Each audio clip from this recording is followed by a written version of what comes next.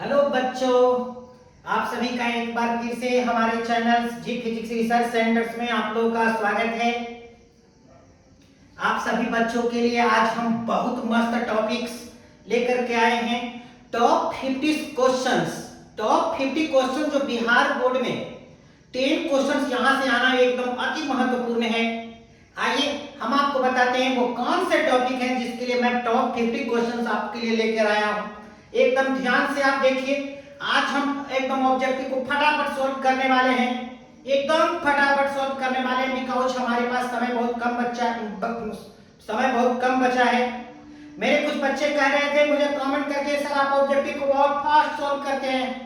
मेरे दोस्त, आप हमारे जब फाउंडेशन कोर्स में आप होंगे तो फिर से हम आपको स्पीड धीरे बढ़ाएंगे, लेकिन अभी हम स्पीड फटाफट ऑब्जेक्टिव सॉल्व करेंगे ताकि हमारी ऑब्जेक्टिव जो है समय पर खत्म हो सके। ठीक है, चलो भाई फटाफट ऑब्जेक्टिव में हम आपको बताते हैं। आज हम आपको लेकर के आए हैं electromagnetic induction and alternating current. Electromagnetic induction और अल्टरनेटिंग करंट के टॉप 50 क्वेश्चंस, टॉप 50 क्वेश्चन जो बिहार बोर्ड के पॉइंट ऑफ व्यू से बहुत महत्वपूर्ण है।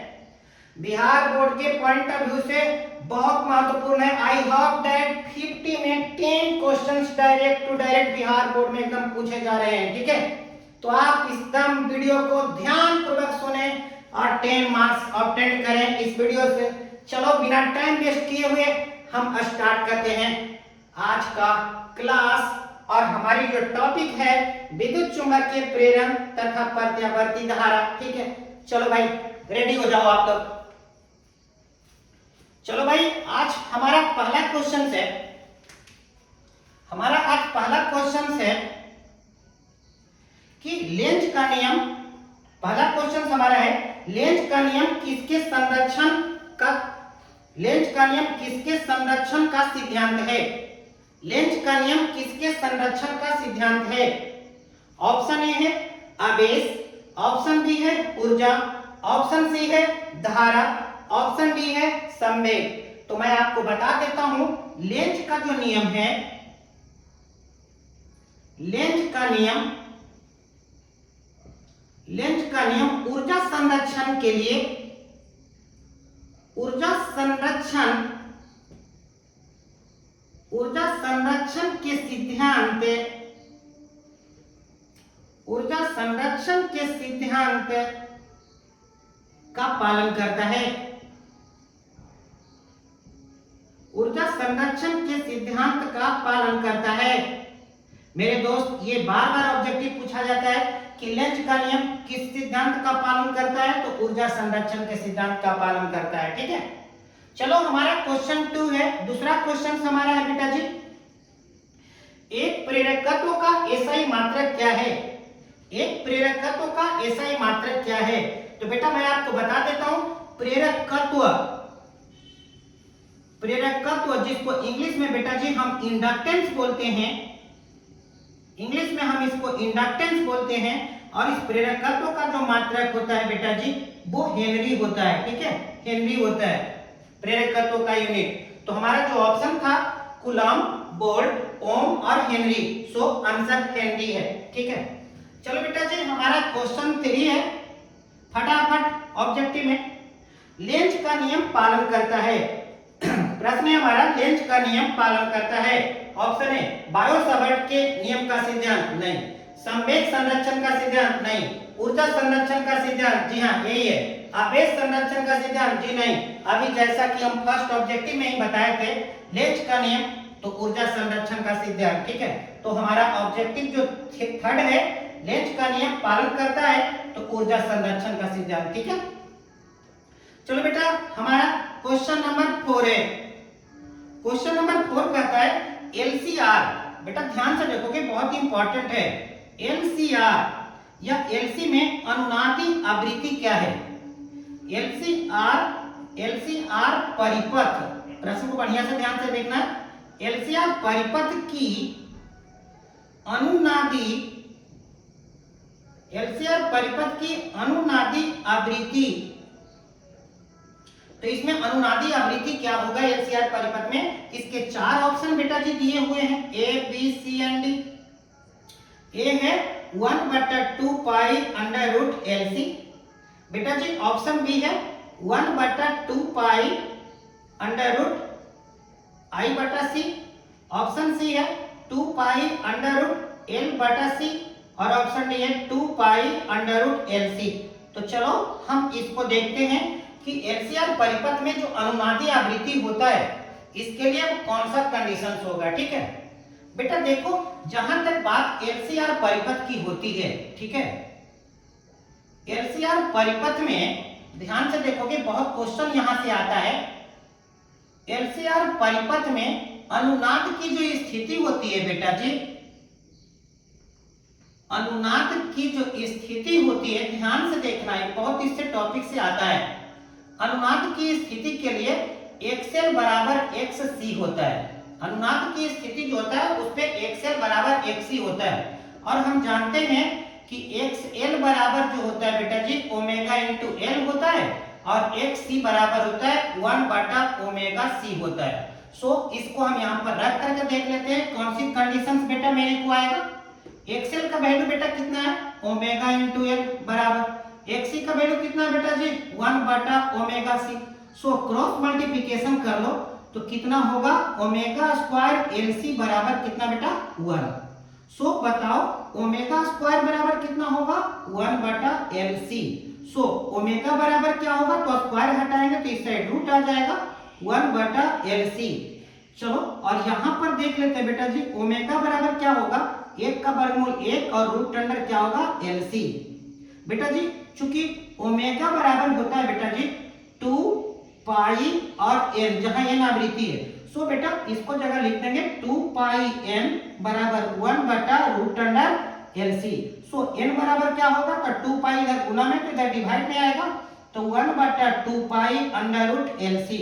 सो आप समझ गए होंगे कि इसका ऑप्शन हमारा कौन सा है ए है। ठीक है, तो ये बार बार पूछता है कि एलसीआर परिपथ में अनुनाद की स्थिति क्या होता है। तो अनुनाद की स्थिति का कंडीशन होता है बेटा, याद रखोगे आप सभी, एक्सएल बराबर एक्ससी होता है। ठीक है, एक्सएल बराबर क्या फॉर्मूला होता है बेटा जी ओमेगा इंटू एल होता है और एक्ससी बराबर क्या होता है 1/ओमेगा इंटू सी होता है। ठीक है, अब आप लोग कुछ सोच रहे होंगे कि ये एक्स क्या है सर और ये एक्सएल और एक्ससी है क्या। तो चलो मैं आपको बता देता हूँ कुछ यहाँ पर बेसिक में, तो ध्यान दो। ठीक है बेटा, अगर ये परिपथ में केवल आपका रजिस्टर लगा रहता है, केवल अगर रजिस्टर लगा रहता है तो इसका रेजिस्टेंस यहाँ पे आर होता है। ठीक है, और अगर कोई परिपथ में आपका इंडक्टर लगा हुआ रहता है, इंडक्टर, इंडक्टर बोले तो प्रेरक, ध्यान से देखना है, इंडक्टर लगा हुआ है, इंडक्टर बोले तो प्रेरक अगर लगा रहता है तो यहाँ इसकी प्रतिरोध जो होती है, इसकी जो प्रतिरोध होती है, इंडक्टर का जो प्रतिरोध होता है, इसके प्रतिरोध को हम एक्स एल से सूचित करते हैं बेटा जी। और यही एक्सएल का जो वैल्यू होता है ओमेगा इंटू एल होता है। ठीक है, उसी प्रकार से बेटा जी अगर हमारा परिपथ केवल जो है कैपेसिटर से बना रहता है, ठीक है, यहाँ पर सभी जगह पे बैटरी होते हैं बेटा जी। ठीक है, सभी जगह पे यहाँ पे बैटरी लगे होते हैं। एक बात देखोगे कि आप अक्सर किताब में देखोगे तो बड़ा को पॉजिटिव और छोटा को नेगेटिव कंसिडर करता है, जबकि हम यहाँ उल्टा करते हैं। और ये है हमारा बेटा जी कैपेसिटर। कैपेसिटर का मतलब होता है बेटा जी संधारित्र। संधारित्र का जो प्रतिरोध होता है, संधारित्र का जो प्रतिरोध होता है, संधारित्र का प्रतिरोध होता है बेटा, उसको हम एक्स सी कहते हैं और एक्स सी का वैल्यू होता है 1/ओमेगा सी। तो ध्यान देंगे ये सब। ठीक है, एक चीज बेटा यहाँ पर और मैं बता ही देता हूँ कि प्रतिरोध है, सो इन सब को क्या कहा जाता है, तो इसको बुआ जी इस सभी का मात्रक ओम होता है। जैसे इसका रेसिस्टेंस जो होता है ये प्रतिरोध है और सभी का मात्रक जो होता है ओम होता है। ठीक है, सभी का मात्रक क्या होता है ओम होता है। तो हम उस चीज को आगे बता देंगे।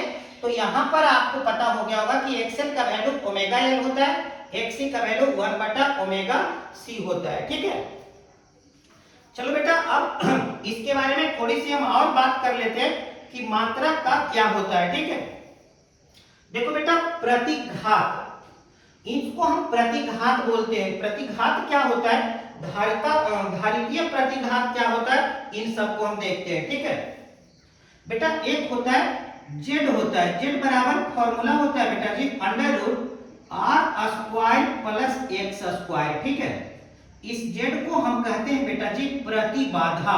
ध्यान दोगे क्योंकि अभी इसकी कुछ देर बाद खत्म होने वाली है पूरा प्रतिबाधा, और यहां पर ये बेटा जी है प्रतिघात। ठीक है, देखिए जहां तक बात प्रतिबाधा का होता है तो इसका भी जो एसआई यूनिट होता है बेटा जी, इसका एसआई यूनिट, चूंकि ये भी एक प्रकार का रेजिस्टर का एडिशन है तो इसका जो यूनिट होता है ओम होता है। ठीक है, और यहाँ प्रतिघात का भी क्या होगा बेटा जी, ओम होगा। ठीक है, और रेजिस्टेंस का तो आपको पता है कि इसका भी यूनिट क्या होता है, ओम होता है। ठीक है, तो आप यहाँ से ध्यान देंगे कि प्रतिघात अगर पूछता है, प्रतिबाधा पूछता है, प्रतिरोध पूछता है, इन सब का मात्रक क्या होता है, ओम होता है। ठीक है, चलो अब हम नेक्स्ट क्वेश्चन करते हैं। अभी हम 4 क्वेश्चन कर रहे थे और ये अनुनाद वाली जो स्थिति है इसको आप ध्यान से दिल में बैठा लीजिए, क्योंकि बहुत क्वेश्चन इस पे आता है। जब भी कभी भी अनुनाद की स्थिति, अनुनाद का मतलब होता है रेजोनेंस पॉइंट, रेजोनेंस पॉइंट की जब भी चर्चा होगी तो वहां पे एक्सएल बराबर क्या होगा, हमारा एक्स सी होगा। ठीक है, चलो बेटा अब आगे हम देखते हैं। ठीक है, फटाफट एकदम ऑब्जेक्टिव को सॉल्व कीजिए, टाइम बहुत कम है, समय पे एकदम सिलेबस खत्म करने हैं हमको। फिर हमारी परसों से जो है मंडे से हमारा फाउंडेशन क्लास स्टार्ट है। फाउंडेशन क्लास जिसमें आप बच्चे जो कह रहे थे कि बहुत सारे फास्ट सॉल्व करते, फाउंडेशन क्लास में बहुत ही स्लो होगी सॉल्व, टेंशन नहीं लेना है आप लोग को। ठीक है, चलो बेटा अब हम क्वेश्चन नंबर 6 देखते हैं। क्वेश्चन नंबर 6 क्या है, यदि प्रत्यावर्ती धारा, प्रश्न को कुछ बच्चे कह रहे थे सर आप इतना फास्ट प्रश्न को पढ़ देते हैं, नोट नहीं कर पाते। चलो भाई इस चीज को मैनेज करते हैं और हम थोड़ा सा स्लो करते हैं। ठीक है, यदि प्रत्यावर्ती धारा और विद्युत वाहक बल के बीच, फाई कोण का कलांतर है तो शक्ति गुणांक, फाई कोण का कलांतर है तो शक्ति गुणांक। देखो बेटा जी, बात अगर अल्टरनेटिंग की होती है, बात अगर अल्टरनेटिंग करंट की होती है तो अल्टरनेटिंग करंट में शक्ति गुणांक, ठीक है, अल्टरनेटिंग करंट में शक्ति गुणांक दैट मींस पावर फैक्टर बेटा जी होता है, पावर फैक्टर जो होता है, पावर फैक्टर जो होता है वो cos फाई होता है, बहुत याद रखोगे। तो प्रत्यावर्ती धारा में अगर तुम्हारी शक्ति गुणांक का भी पूछता है, जिसको हम इंग्लिश में पावर फैक्टर कहते हैं, तो पावर फैक्टर क्या होता है, cos फाई होता है। तो ये इंपॉर्टेंट में से एक फॉर्मूला यहां और मैं लिख देता हूं कि पावर फैक्टर, बेटा ध्यान से देखोगे, पावर फैक्टर बराबर होता है cos फाई। एंड एक बात और मैं बता देता हूं, यहां पर ध्यान दीजिएगा, cos फाई बराबर फॉर्मूला भी होता है बेटा जी r बटा z, cos फाई बराबर होता है r बटा z। ठीक है, याद रखोगे। चलो आगे हमारा अगला क्वेश्चन है बेटा जी।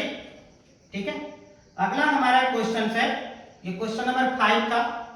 अब क्वेश्चन नंबर हमारा 6 है बेटा। देखो क्या है, ट्रांसफार्मर में अपरिवर्तित रहने वाली राशि है। बेटा आप ट्रांसफार्मर पढ़े होंगे, हम पढ़ाए भी है ट्रांसफार्मर। ट्रांसफार्मर में क्या अपरिवर्तित रहता है, ठीक है। देखो ये ट्रांसफार्मर होता है, इस पे इस प्रकार से कॉइल होते हैं लपेटे हुए, ठीक है, बहुत सारे लपेटे होते हैं यहाँ पे। तो ये जो ट्रांसफार्मर होता है बेटा जी,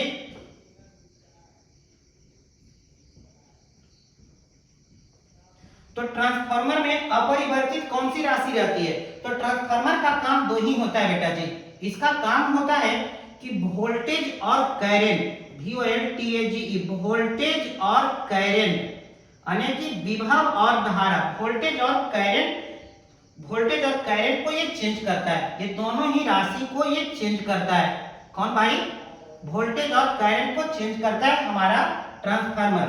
वोल्टेज का मतलब बेटा होता है विभव और करंट का मतलब होता है धारा, ये दोनों को मान को परिवर्तित करता है। बट ट्रांसफार्मर जो है एक वैल्यू को परिवर्तित नहीं करता है, वो होता है फ्रीक्वेंसी। फ्रीक्वेंसी दैट मींस बेटा जी आवृत्ति, ये जो ट्रांसफार्मर है आवृत्ति को नो चेंज माने चेंज नहीं करता है, ठीक है। तो ध्यान देंगे, बहुत ही महत्वपूर्ण बात है कि ट्रांसफार्मर किस वैल्यू को चेंज नहीं करती है, तो फ्रीक्वेंसी दैट मींस आवृत्ति को चेंज नहीं करती है। तो प्रश्न क्या था हमारा, ध्यान से सुनेंगे। ट्रांसफार्मर में अपरिवर्तित रहने वाली राशि है, ट्रांसफार्मर में अपरिवर्तित रहने वाली राशि माने कौन सी राशि परिवर्तित नहीं होती है। तो ऑप्शन ए जो हमारा था बेटा जी वो था वोल्टता, ऑप्शन ए था वोल्टता, ऑप्शन बी था धारा, ऑप्शन सी था आवृत्ति और ऑप्शन डी था कोई नहीं। तो आप समझ गए होंगे कि इसमें आंसर क्या है, क्योंकि वोल्टेज को ट्रांसफार्मर चेंज करती है, धारा को चेंज करती है, तो किसको चेंज नहीं करती है, तो वो है बेटा आंसर आवृत्ति, ठीक है। चलो बेटा क्वेश्चन नंबर हम नेक्स्ट यानी कि क्वेश्चन नंबर 7 देखने जा रहे हैं। कहता है ऊंचाई ट्रांसफार्मर से प्राप्त होता है, ऊंचाई ट्रांसफार्मर से प्राप्त होता है। एक बार बेटो देखो ऊंचाई ट्रांसफार्मर होता क्या है, ऊंचाई ट्रांसफार्मर, ऊंचाई ट्रांसफार्मर से प्राप्त होता है। देखो बेटा जी ऊंचाई ट्रांसफार्मर से प्राप्त होता है, तो मैं आपको बताता हूं ऊंचाई ट्रांसफार्मर कहते किसको है, तो इसको बोलते हैं बेटा जी step up, step up transformer, step up transformer. There are two types of transformer. ये जो ट्रांसफार्मर है ना, ये ट्रांसफार्मर दो प्रकार के होते हैं बेटा। देखो मैं थोड़ा सा हिंट यहाँ दे देता हूं, ट्रांसफार्मर दो प्रकार के होते हैं। पहला होता है बेटा जी स्टेप अप और दूसरा होता है स्टेप डाउन। ध्यान दीजिएगा, पहला बोले थे स्टेप अप और दूसरा बोले थे स्टेप डाउन, तो दो प्रकार का होता है।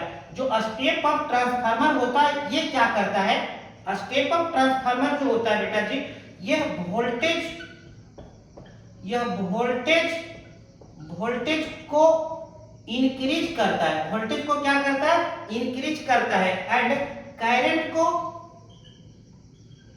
को डिक्रीज करता है। ध्यान दीजिएगा, और यही इसका अपोजिट इसमें होता है कि ये वोल्टेज को ये क्या करता है बेटा जी, डिक्रीज करता है, जबकि करंट को क्या करता है, इंक्रीज करता है। तो ये है हमारा स्टेप डाउन ट्रांसफार्मर, ठीक है। यहाँ पर ये जो दोनों ट्रांसफार्मर के टाइप है इसके लिए कंडीशन बेटा ध्यान देंगे कि स्टेप अप ट्रांसफार्मर जो होता है इसमें N2 is greater than N1 होता है। इसका मतलब होता है कि जो स्टेप अप ट्रांसफार्मर होता है उसमें सेकेंडरी कॉइल, N2 का मतलब होता है सेकेंडरी कॉइल में लपेटों की संख्या ज्यादा होती है, जबकि प्राइमरी कॉइल में लपेटों की संख्या कम होती है। वही स्टेप डाउन में उल्टा है इसका बेटा जी, N2 इज लेस देन क्या होता है, N1 होता है। इसका मतलब सेकेंडरी कॉइल में लपेटों की जो संख्या होती है प्राइमरी कॉइल में लपेटों की संख्या से क्या होती है, कम होती है। अब यहाँ आप सोच रहे होंगे कि प्राइमरी कॉइल और सेकेंडरी कॉइल क्या होता है, जहां पे करंट इन करता है ये जो हमारा है ये प्राइमरी कॉइल है, क्योंकि इसी में करंट हमारा इन कर रहा है, ये प्राइमरी कॉइल है। और यहां से हमारी करंट आउटपुट हो रही है, दैट मींस ये हमारा जो है सेकेंडरी कॉइल हुआ, ठीक है। बहुत आपको ट्रांसफार्मर के बारे में दे दिए, क्योंकि अभी हम पूरा डीप में नहीं जा रहे हैं। तो चलिए बेटा अब यहाँ पर देखते हैं जो हमारा ऑब्जेक्टिव था 7, कहता है ऊंचाई ट्रांसफार्मर से प्राप्त होता है। क्या प्राप्त होता है भाई, तो इसका जो आंसर है वो आंसर ये है, देखिएगा ऊंचाई ट्रांसफार्मर से क्या प्राप्त होता है, तो वोल्टेज को इंक्रीज, वोल्टेज इंक्रीज का मतलब होता है उच्च विभव तथा निम्न धारा, यही आंसर है इसका, ठीक है। यही आंसर है जो कि ऑप्शन में हमारा दिया हुआ था, ठीक है। चलो बेटा जी ये हमारा क्वेश्चन नंबर 7 था। क्वेश्चन नंबर 8, ठीक है। पहले अभी ट्रांसफार्मर के जो इंपॉर्टेंट क्वेश्चन है वो मैं आपको करा देता हूं, क्योंकि ट्रांसफार्मर वाली कॉन्सेप्ट हम यहाँ पर क्या कर रखे हैं, दे रखे हैं, ठीक है बेटा। चलो क्वेश्चन नंबर 8 हमारा है कि किसी ऊंचाई ट्रांसफार्मर का मतलब स्टेप अप ट्रांसफार्मर, ठीक है। किसी ऊंचाई ट्रांसफार्मर के प्राइमरी और सेकेंडरी में N1 और N2 लपेटा है, तब देखो बेटा कहा प्रश्न ही कहा दिया था कि जो स्टेप अप ट्रांसफार्मर है उसमें प्राइमरी तथा सेकेंडरी में N1 और N2 लपेटा है। तब कौन सा ऑप्शन सही है? A, B, C and D. Option A था N1 is greater than N2, option B था N2 is greater than N1, option C था N1 is equal to N2, option D था N1 is equal to 0।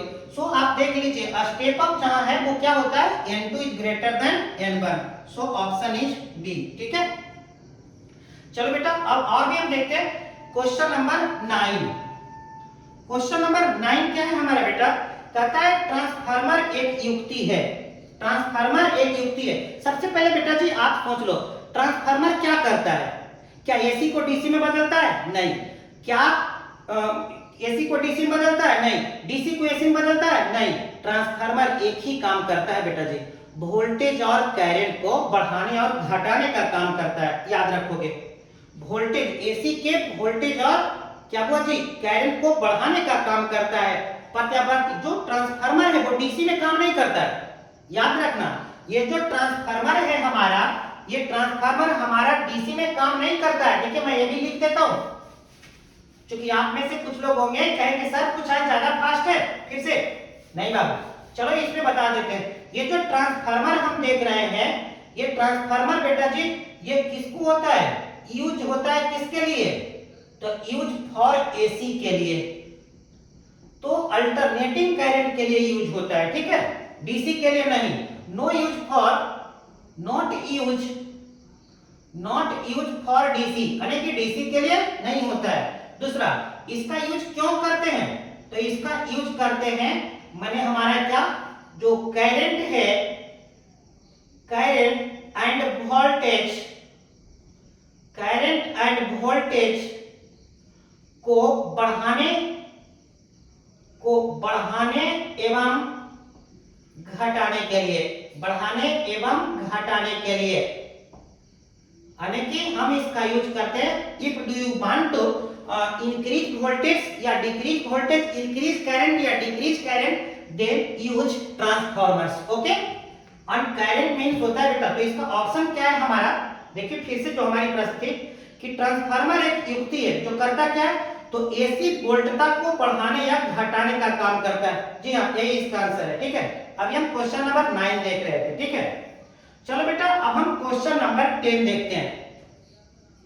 Transformer से related कुछ question थे जिसके भी जवाब दिए जा रहे थे। एकदम ध्यान से देखिएगा बाबू क्योंकि बहुत महत्वपूर्ण है। ये क्वेश्चन नंबर हमारा बेटा जी 10 है। क्वेश्चन नंबर 10 है कि ट्रांसफार्मर किस सिद्धांत पर कार्य करता है? ट्रांसफार्मर किस सिद्धांत पर कार्य करता है? तो मेरे दोस्त याद होना चाहिए, लिख देते हैं TRANSFORMER। ट्रांसफार्मर किस सिद्धांत पर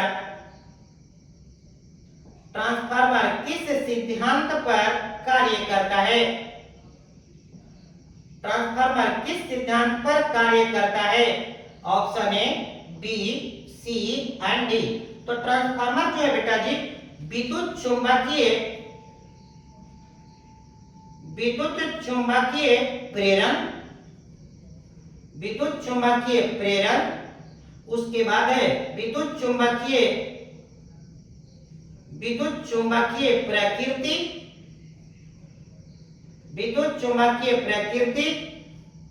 लेंज ऊर्जा संरक्षण, और ऑप्शन डी है संवेग संरक्षण।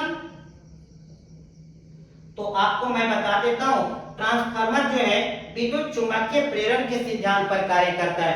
ट्रांसफार्मर जो है वो विद्युत चुंबकीय प्रेरण के सिद्धांत पर कार्य करता है। ठीक है, तो बेटा आप ट्रांसफार्मर के बारे में आप देख लिए, आपको बहुत सारी नॉलेज प्राप्त हो गई है, एग्जाम के लिए काफी है।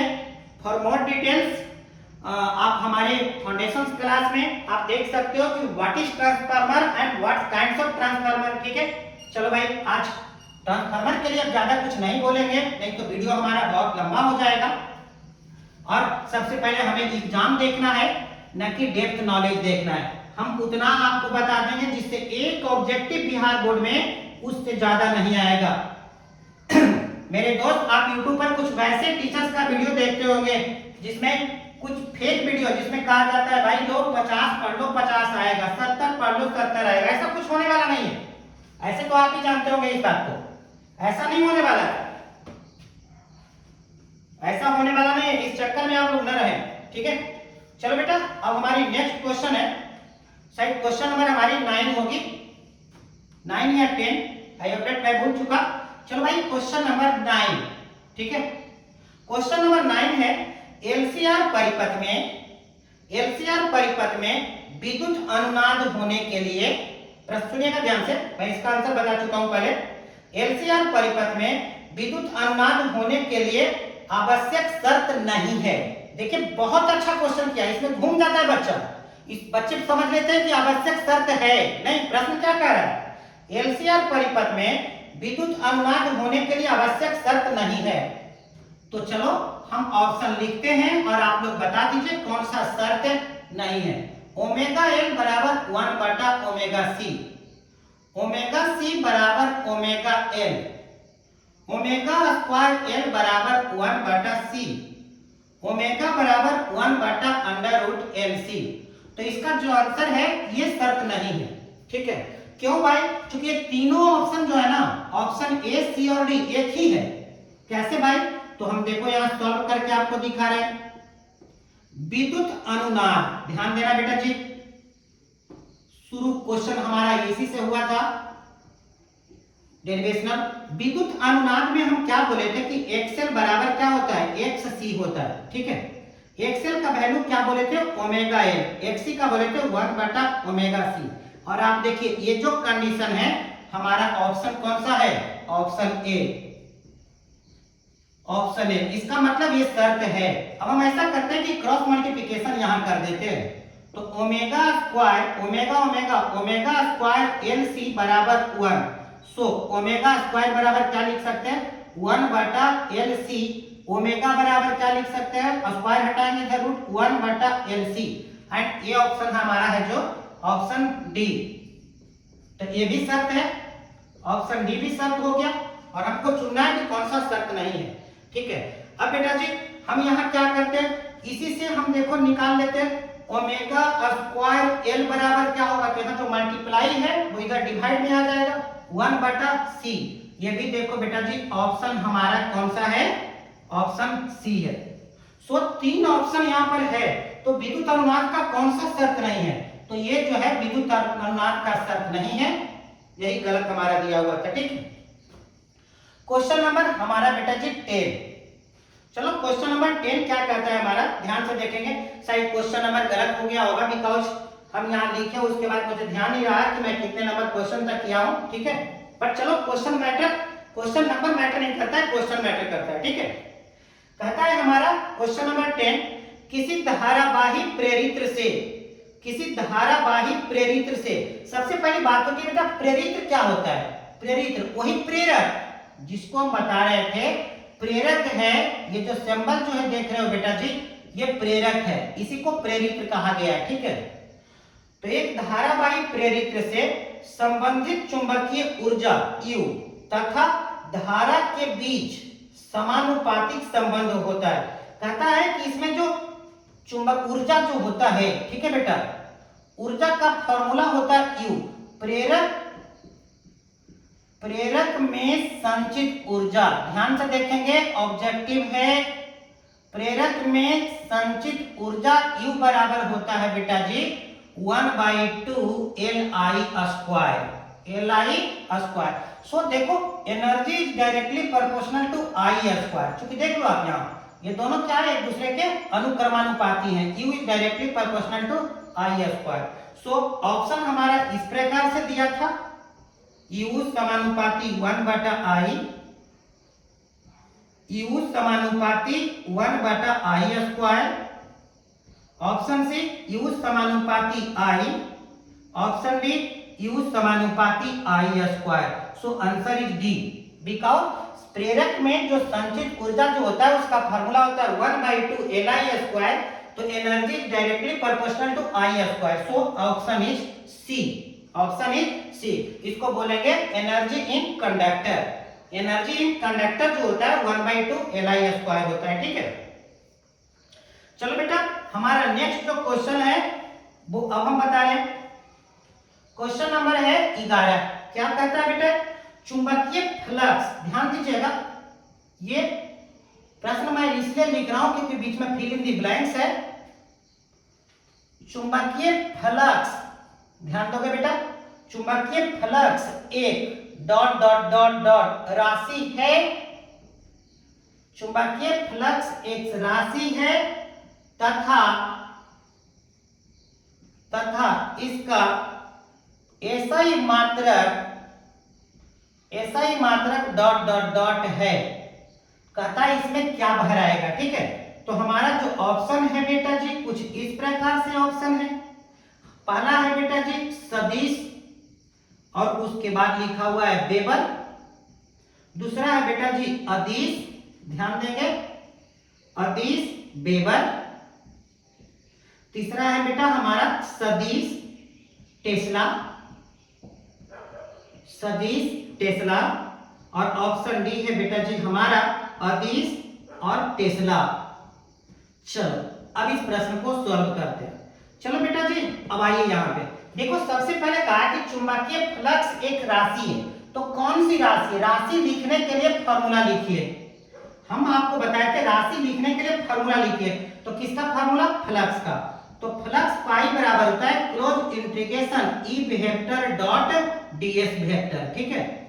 जहां पर देखो दो सदिश का अगर डॉट प्रोडक्ट है तो निश्चित ही ये जो वैल्यू है वो अदिश आएगा, क्योंकि सदिश का डॉट प्रोडक्ट जो होता है अदिश गुणनफल अदिश होता है। सो एक चीज तो पता हो गया कि यहाँ पे जो होने वाली है वो क्या है? अदिश। उसके बाद कहता है इसका एसआई मात्रक। इसका एसआई मात्रक क्या होता है? तो चुंबकीय फ्लक्स का जो एसआई यूनिट होता है बेटा जी, एसआई यूनिट जो होता है इसका वेबर होता है। क्या होता है बेटा जी?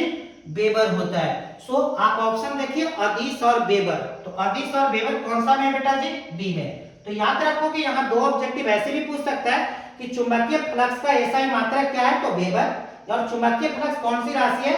तो अदिश राशि है, क्योंकि दो सदिश का डॉट प्रोडक्ट जो होता है वो क्या होता है? अदिश होता है, ठीक है। चलो अब नेक्स्ट हमारा है क्वेश्चन।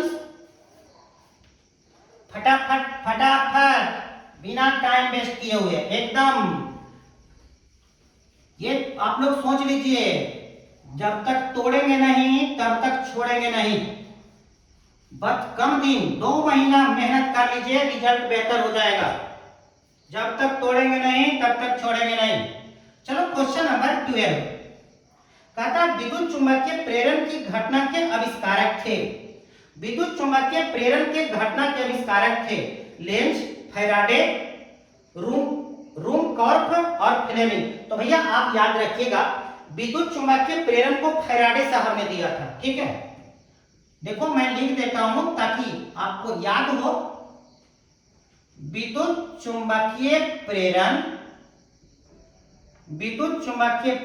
की घटना किसका देन है भाई? तो फैराडे साहब का देन है। किसका देन है भाई? फैराडे साहब का, याद रखोगे। क्वेश्चन नंबर हमारा बेटा जी 13। क्वेश्चन नंबर 13 है डायनेमो के कार्य का सिद्धांत आधारित है। डायनेमो किसके कार्य सिद्धांत पर आधारित है? विद्युत चुंबकीय प्रेरण। बहुत बार ऑब्जेक्टिव पूछा है। डायनेमो के कार्य का सिद्धांत आधारित है विद्युत चुंबकीय प्रेरण पर, याद रखोगे। चलो बेटा हमारा क्वेश्चन नंबर 14 है। कहता है प्रेरक एल, ध्यान से सुनोगे, प्रेरक एल में बहने वाली आई धारा गतिज ऊर्जा होती है। अभी बताए हैं कि जो प्रेरक होता है, प्रेरक में जो ऊर्जा होता है बेटा जी वो होता है 1/2 Li²। तो प्रेरक में जो ऊर्जा होता है वो 1/2 Li² होता है। इसमें जो ऑप्शन था बेटा जी वो ये था, ऑप्शन ए था 0, ऑप्शन बी था बेटा 1/2 Li², ऑप्शन सी था 1/2 IL² और ऑप्शन डी था 1/2 L²I²। So answer option is B. चलो बेटा हमारा नेक्स्ट क्वेश्चन है क्वेश्चन नंबर 15। कहता है एक कुंडली की लंबाई को अपरिवर्तित रखते हुए, एक कुंडली की लंबाई को अपरिवर्तित रखते हुए, यानी कि कुंडली की लंबाई को आपको बढ़ाना घटाना नहीं है, अपरिवर्तित रखते हुए उसमें फेरों की संख्या दुगनी कर दी जाए, फेरों माने लपेटा, ठीक है, फेरों की संख्या दुगनी कर दी जाए तो उसका स्व प्रेरकत्व हो जाएगा, उसका स्व प्रेरकत्व हो जाएगा। देखो बेटा बात होती है कुंडली का, देखो यहां पर ध्यान से मैं बता रहा हूं, तो यहां पर स्व प्रेरकत्व,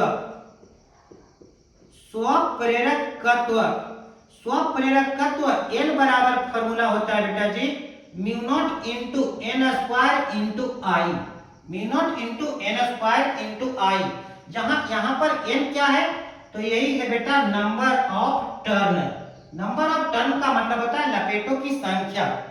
बेटा प्रश्न से क्या कहा था, लंबाई चेंज नहीं करनी है, प्रश्न से लेंथ जो था उसका बेटा जी वो लेंथ हमारा कांस्टेंट है, प्रश्न में कहा था, और कहा था उसमें लपेटों की संख्या दुगनी कर दी जाए, यानी कि n जो है n का वैल्यू हमको कितना कर देना है 2n डैश कर देना है, ठीक है, यानी कि n डैश बराबर 2n कर देना है।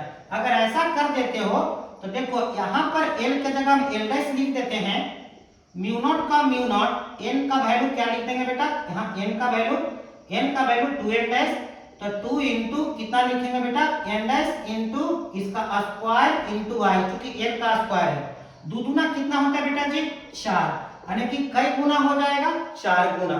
तो हमारा जो ऑप्शन था इसमें, ऑप्शन था बेटा जी 4 गुना, 4 गुना, ऑप्शन बी था 2 गुना, 2 गुना, ऑप्शन सी था आधा, और ऑप्शन डी था 8 गुना। सो बेटा जी अब आप देख रहे होंगे कि इसमें आंसर कौन सा है, तो 4 गुना, क्योंकि स्वप्रेरकत्व का जो फार्मूला होता है mu not N square into I, यहाँ नंबर ऑफ टर्न को दुगुना करोगे तो 2n का स्क्वायर, तो 2 गुना 4 गुना, ऐसे ही सिंपल है, ठीक है। चलो बेटा हमारा नेक्स्ट क्वेश्चन है क्वेश्चन नंबर 16, क्वेश्चन नंबर 16 है स्वप्रेरकत्व का एसआई मात्रक है, स्वप्रेरकत्व का एसआई मात्रक है, ऑप्शन है वेबर, ओम, हेनरी और गॉस। तो याद रखोगे बात अगर स्वप्रेरकत्व का होता है, स्वप्रेरकत्व का होता है तो इसका एसआई जो यूनिट होगा बेटा जी, एसआई यूनिट हमारा होगा हेनरी, स्वप्रेरकत्व का एसआई मात्रक होता है हेनरी। ऑप्शन जो था वो ऑप्शन पे एक बार हम नजर डाल लेंगे, ऑप्शन था बेटा जी वेबर, ओम, वेबर, ओम, हेनरी और गॉस। तो भैया ऑप्शन इसमें आंसर क्या हमारा सी, वेबर किसका मात्रक है बेटा जी फ्लक्स का, ओम किसका है बेटा जी प्रतिरोध का, गॉस किसका है तो आपका ये गॉस तो इलेक्ट्रिक फील्ड ही है। चलो ठीक है बेटा, नेक्स्ट हमारा जो क्वेश्चन है,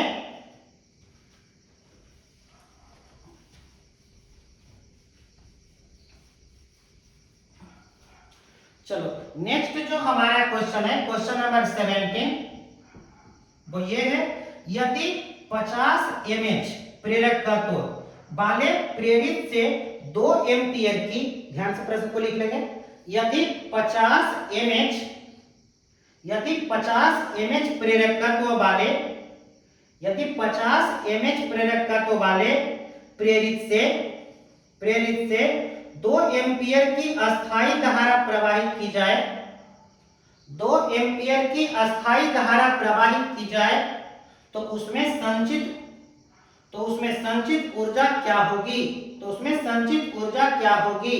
देखो बेटा हम प्रश्न से देखें तो प्रेरकत्व, प्रेरकत्व का मतलब L का वैल्यू दे रखा है 50 माइक्रो हेनरी, 50 माइक्रो हेनरी, और इसमें जो करंट दे रखा है बेटा जी वो 2 एम्पियर दे रखा है।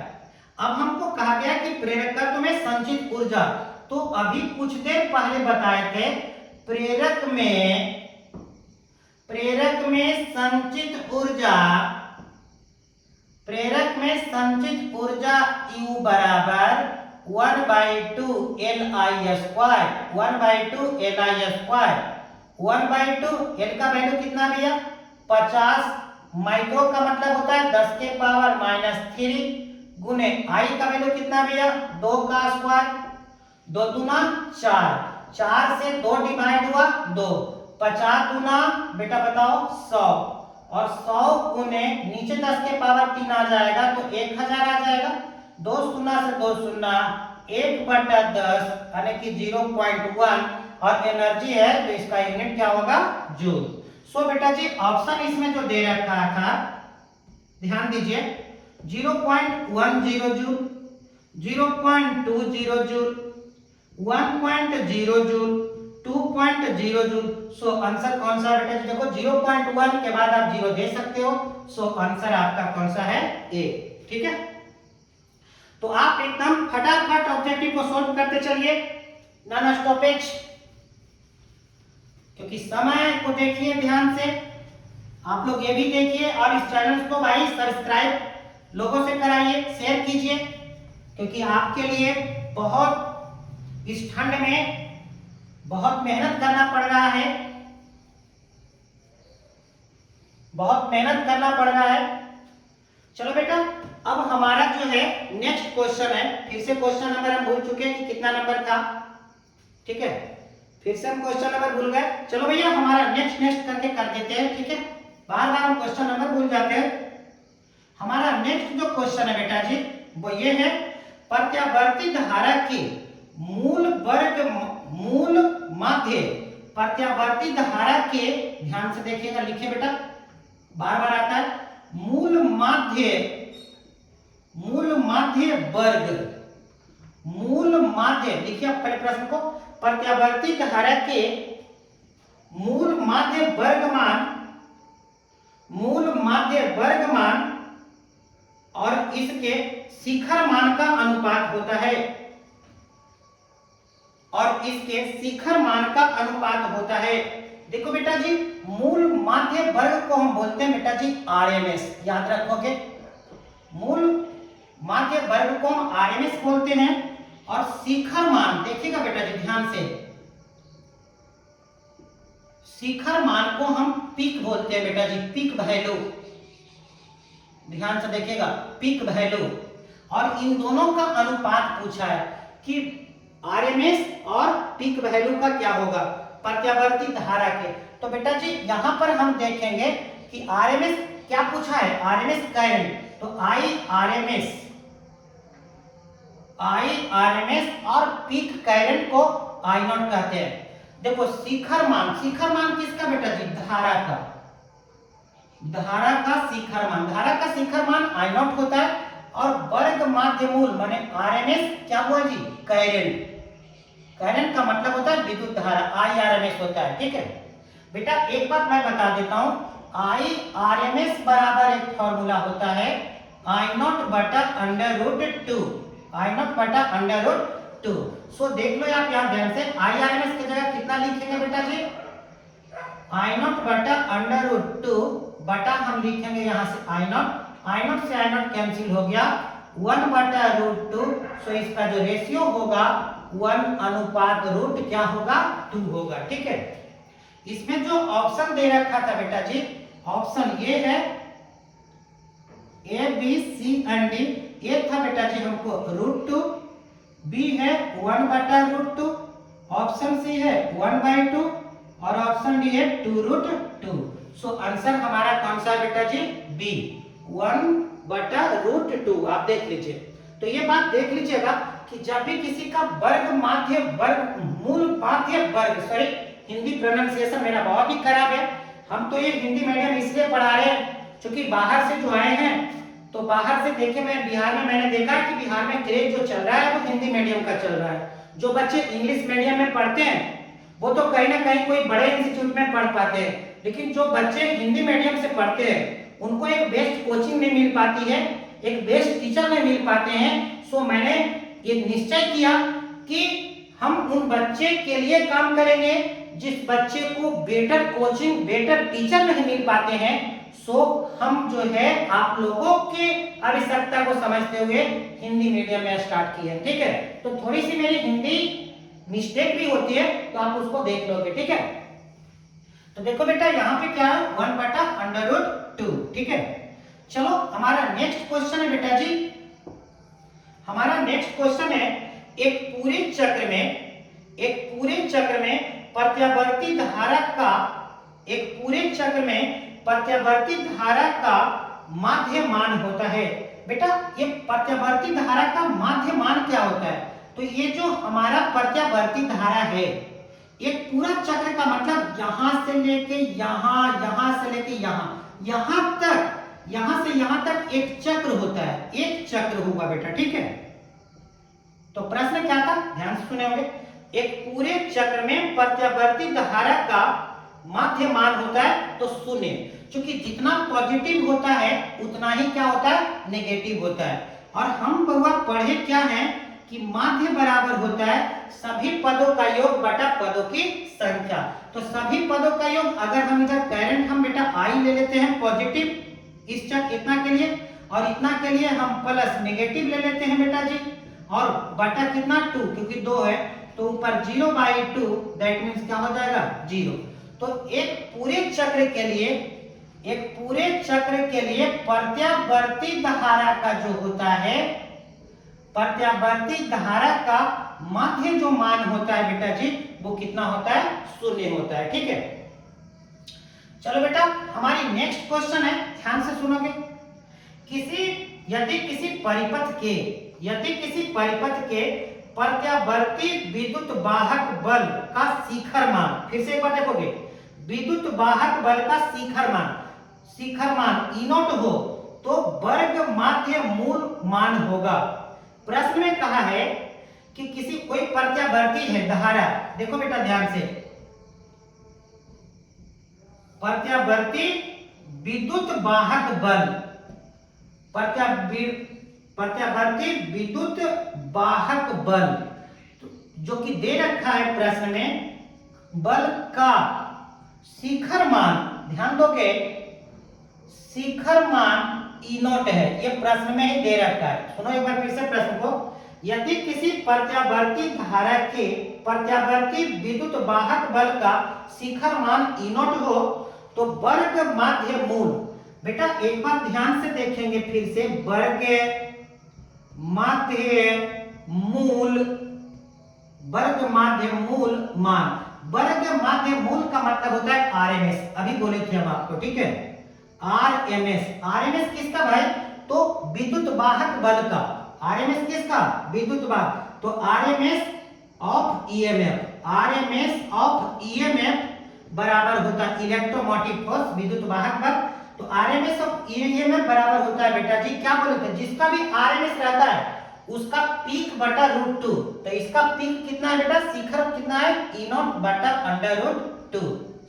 तो देखिए किसी का भी वर्ग माध्य मूल निकालना है, चाहे वो वोल्टेज का हो, करंट का हो, आपको ईएमएफ का हो, उसमें √2 से आप डिवाइड कर दोगे, माने पीक वैल्यू में √2 से डिवाइड कर दोगे तो वो तुम्हारा आरएमएस आ जाएगा। अगर आरएमएस वोल्टेज पूछता है तो V0 बटा √2, क्योंकि V0 peak value of voltage है तो V0/√2। अगर हमारा आरएमएस पूछता है ईएमएफ का, तो ईएमएफ का पीक कितना होता है, E0, तो E0 बटा √2। करंट का आरएमएस पूछता है तो करंट का पीक वैल्यू कितना होता है, I0 बटा √2। ठीक है, तो यहाँ पे हमारी आंसर है E0 बटा √2। जो हमारी ऑप्शन दे रखी थी वो इस प्रकार से थी, पहला था E0/2, उसके बाद है E0/√2, उसके बाद है E0 का square by 2। So option is C. ठीक है, तो जब भी कभी भी ये शब्द बेटा दिमाग में बैठा लो कि वर्ग माध्य मूल पूछेगा, वर्ग माध्य मूल का मतलब आरएमएस पूछ रहा है, और आरएमएस निकालने के लिए बटा में √2 डालेंगे, बटा में √2 डालेंगे, चाहे जिसका पूछे आरएमएस करंट का पूछे बटा में √2, आरएमएस वोल्टेज का पूछे बटा में √2, आरएमएस ईएमएफ का पूछे बटा में √2, और जिसका पूछेगा उसका पीक वैल्यू ऊपर ले लेना है। ठीक है, चलो बेटा हमारा नेक्स्ट क्वेश्चन है, ध्यान से देखेंगे।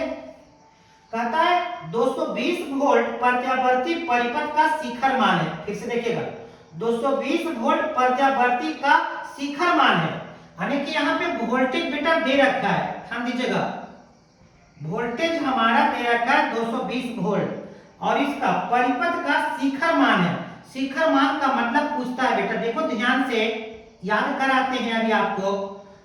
शिखर, शिखर, शिखर मान का मतलब होता है बेटा जी पीक वैल्यू। इसमें पीक वैल्यू ही पूछा है, ठीक है, पीक वैल्यू ही पूछा है वोल्टेज का। तो इसमें ऐसा करो, जो दिया गया है वो आरएमएस दिया गया है, तभी तो पीक पूछ रहा है। तो भैया भी आरएमएस बराबर क्या बोले थे अभी कि उसी का पीक बटा √2 कर दो। हमको यही पूछा गया है। वी नॉट बराबर क्या होगा, तो वी आरएमएस इंटू √2, और वी आरएमएस का वैल्यू कितना है बेटा जी 220, तो 220 गुने √2, सो 220 √2, ठीक है। और इसका जो ऑप्शन था बेटा, ऑप्शन हम आपको यहां लिख देते हैं। चलो ऑप्शन देखो, यहां पे हम लिख देते हैं इस प्रश्न का जो ऑप्शन है A, B, C and D. 220 volt, 220 √2 volt, 300 volt और है आपका 200 वोल्ट। सो आंसर है बेटा जी 220 √2 वोल्ट। तो आप देखो, देख लेना पूछा क्या है, शिखर मान पूछ रहा है, इसका मतलब पीक वैल्यू निकालना है। तो दिया हुआ क्या है, दिया हुआ जो है वो आरएमएस है, दिया हुआ है जो आरएमएस है, ध्यान में रखना है, ठीक है। चलो बेटा हमारी जो नेक्स्ट क्वेश्चन है,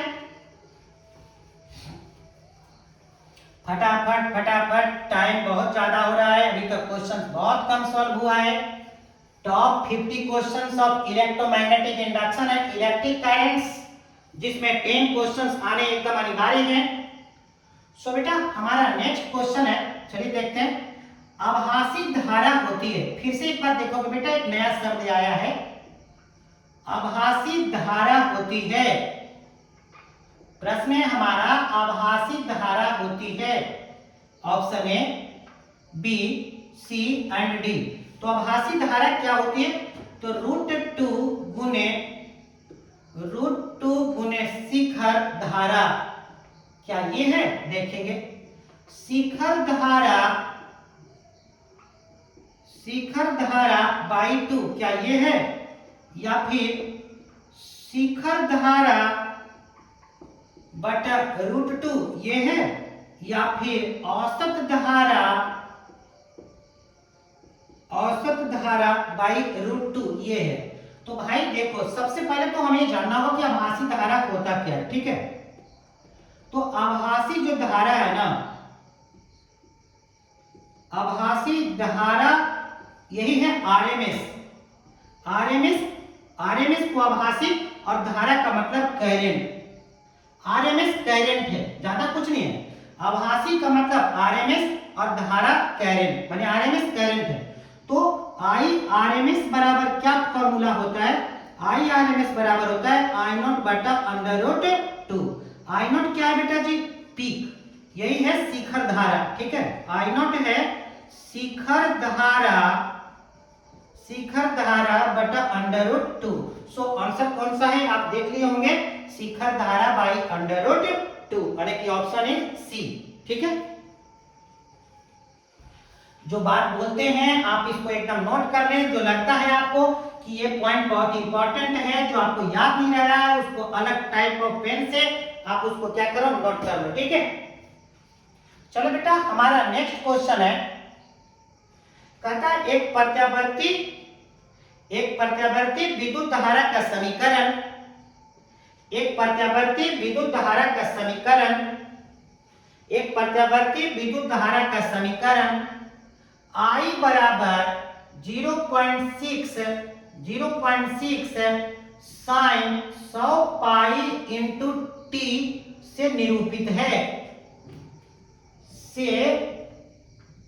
से निरूपित है। तो विद्युत धारा की आवृत्ति, तो विद्युत धारा की आवृत्ति,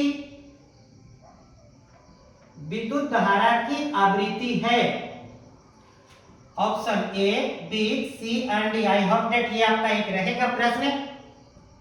50 पाई, 50, 100 पाई और 100। देखो बेटा जी, इस प्रकार के क्वेश्चंस को सॉल्व करने का तरीका क्या है। सबसे पहले जो आपको प्रश्न में दिया हुआ है उस इक्वेशन को लिख लें।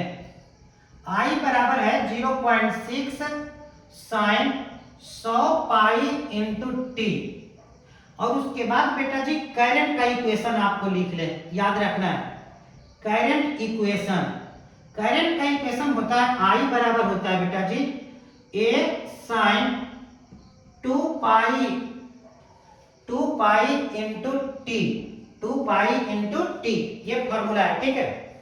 2 पाई इंटू टी, ये करंट का इक्वेशन है। या I बराबर सॉरी I नॉट होता है, I बराबर I naught sine 2 pi into T या 2 pi n into T, 2 pi n into T. अब देखो बेटा जी यहां से कंपैरिजन करके आपको जिसका वैल्यू पूछता है निकाल लो। अगर हमारा इस प्रश्न में पूछे कि पीक करंट कितना है, पीक करंट का मतलब होता है अगर हमारा पूछ दे कि शिखर मान कितना होगा इसमें धारा का, तो देखो I के जगह I इक्वल के जगह इक्वल, तो I नॉट का वैल्यू कितना बेटा 0.6।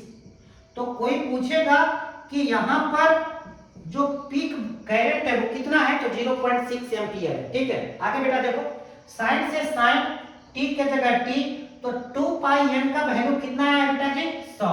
तो इसको कंपैरिजन करके लिख लो 2 पाई n बराबर 100 पाई, पाई से पाई कैंसिल हो गया 50 गुना 100। सो यहाँ पर n जो आवृत्ति आया वो कितनी हर्ट्ज आया बेटा जी 50 हर्ट्ज आया। यहाँ n है क्या, आवृत्ति है, n जो है आवृत्ति है। सो इसमें जो आंसर आएगा वो बी। यहाँ पर बहुत बच्चे गलती करते हैं, कोई बच्चा 50 पाई मार देता है ये, तो करंट का इक्वेशन, और यहाँ देखिएगा जिस टाइप के प्रश्न पूछे जाएंगे आपको देख लेना है, ठीक है। चलो बेटा एक और हमारा क्वेश्चन है, नेक्स्ट क्वेश्चन हमारा एक नेक्स्ट क्वेश्चन है, हमारा एक नेक्स्ट क्वेश्चन है। क्वेश्चन ये है, ध्यान से पहले सुनेंगे। एक प्रत्यावर्ती विद्युत धारा का समीकरण, एक प्रत्यावर्ती विद्युत धारा का समीकरण, एक प्रत्यावर्ती विद्युत धारा का समीकरण I बराबर 60 साइन 100 पाई इंटू टी। एक प्रत्यावर्ती विद्युत धारा का समीकरण I बराबर 60 साइन 100 पाई इंटू टी है। धारा के, तो धारा के वर्ग माध्य, तो धारा के मूल माध्य वर्ग, तो धारा के मूल माध्य वर्ग का मान होगा। तो हमको पूछा है बेटा जी IRMS, ठीक है, IRMS पूछा है हमको, ठीक है। क्योंकि यहां फिर से है कि मूल माध्य वर्ग का मतलब RMS, और किसका, धारा का, इसलिए IRMS, ठीक है। मैंने क्या कहा था कि आप पहले प्रश्न को लिख लो इस टाइप का इक्वेशन को, 60 sin 100 pi into T, that equation is first. उसके बाद क्या बोले थे आप लोगों को कि करंट का इक्वेशन लिख लीजिए। करंट का इक्वेशन क्या बोले थे बेटा, I बराबर बोले थे I naught sine 2 pi n into T. क्या बोले थे, I से I इक्वल के इक्वल, तो बोलो बेटा जी I नॉट का वैल्यू कितना हो गया कंपैरिजन किए तो, ठीक है, कंपैरिजन किए तो I नॉट का वैल्यू हो गया बेटा जी 60, ठीक है। देखिए I नॉट का वैल्यू कितना हो गया 60। हमको यहाँ पूछा क्या है बेटा जी IRMS, IRMS बराबर होता क्या है, तो I नॉट बटा अंडर रूट 2। I नॉट का वैल्यू भैया 60 बटा रूट 2, परमेयकरण कर देते हैं, कंजुगेट कर देते हैं, रूट 2, 60 रूट 2 बटा रूट 2 कितना होता है भाई 2, बोलो कितना 30। सो आंसर हो गया 30 रूट 2, 30 रूट 2। जो ऑब्जेक्टिव इसमें दे रखा था ऑप्शन बेटा जी A, B, C and D, ये था 60 बटा रूट 2, 30, 100 और 0। तो आंसर आपका कौन सा बेटा जी A। एकदम शानदार मेथड है, आप ध्यान दीजिएगा, दोनों में तुलना कर लेना, I की जगह I, इक्वल की जगह इक्वल, तो I नॉट का मान कितना हो गया 60। जब I नॉट का वैल्यू हमारा 60 आ गया तो हमको पूछा क्या है जी IRMS। IRMS का मतलब पूछा है कि वर्ग माध्य मूल धारा पूछा है, वही प्रश्न में कहा गया था वो निकाल दिया, ठीक है। चलो नेक्स्ट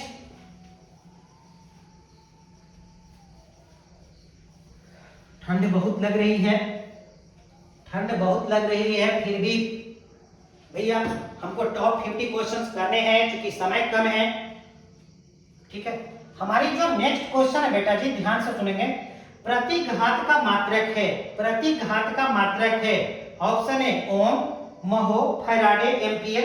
तो मैं यहाँ बता चुका हूँ कि प्रतिघात जो होता है, प्रतिघात का भी मात्रक देख लो बेटा जी, प्रतिघात का भी मात्रक क्या होता है? ओम होता है। सो 35 का हमारा ए है, ओम ही है।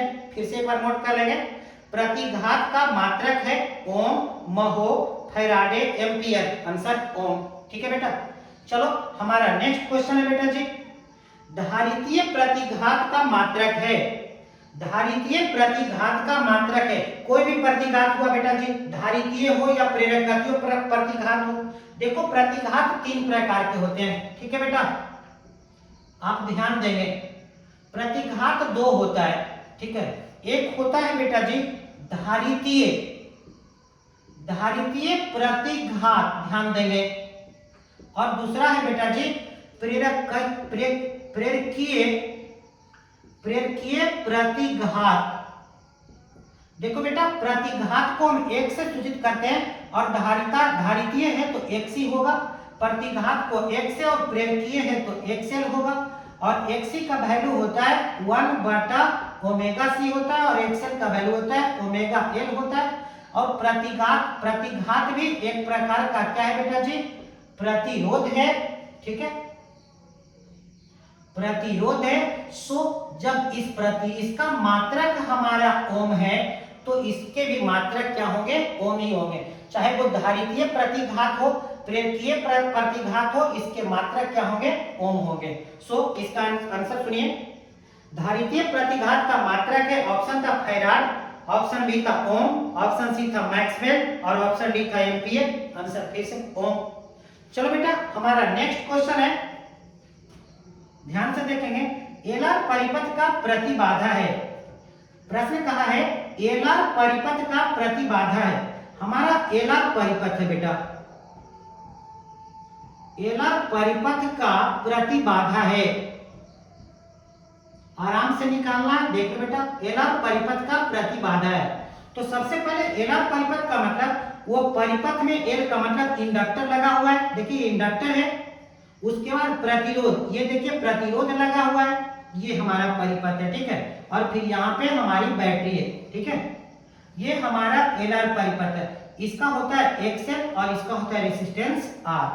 कहता है इसका प्रतिबाधा है। बेटा जी, अभी से मैं कुछ देर पहले बताया था कि प्रतिबाधा को हम जेड से सूचित करते हैं, और जेड बराबर फॉर्मूला होता है बेटा जी, देख लीजिए, जेड बराबर R square plus X square होता है। Root under R square plus X का वैल्यू यहाँ कितना है बेटा जी? एक्स एल है, तो एक्स एल का स्क्वायर। सो देख लीजिए, आर स्क्वायर और एक्स एल का मान कितना होता है? अभी बेटा बताए हैं, ओमेगा इंटू एल, तो ओमेगा इंटू एल का स्क्वायर। सो आंसर हो जाएगा इसमें बेटा प्रतिघात R square plus omega square L square. So तो एलआर परिपथ का जो प्रतिबाधा होता है, इंपीडेंस इसको बोलते हैं बेटा जी, प्रतिबाधा को इंपीडेंस बोलते हैं,